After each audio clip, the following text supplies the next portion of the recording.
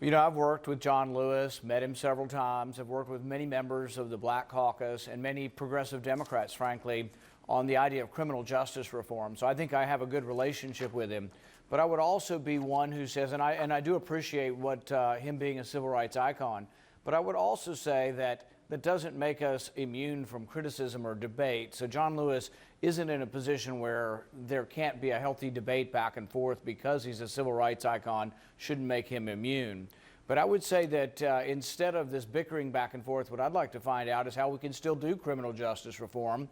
And I've been talking to Democrats about how we get more Republicans on board.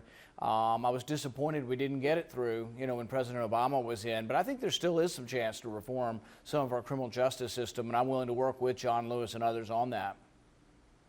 Just a last question on this, and then I want to get to Obamacare. I think one of the things people are taking issue with is not the question about whether John Lewis is immune from criticism. Obviously, he's a partisan Democrat, and he said presidents like Trump is illegitimate. Certainly lots of room to criticize there in terms of what he's saying a few days before the inaugural. But the question of describing his district as crime-infested, urging him to focus on burning inner cities, and referring to this man, who you refer to as an icon, accurately, as all talk, no action, I think on Martin Luther King Day weekend, I think that struck a lot of people as a little tone deaf, including many Republicans. Yeah, but I think it gets one-sided sometimes. In Jeff Sessions' nomination hearings, there were 3 African-American legislators, Cory Booker, John Lewis, and I think Cedric Richmond came forward and decided to testify against Jeff Sessions. But there were also 3 African Americans who had worked with him and known him for years and years who testified in his favor.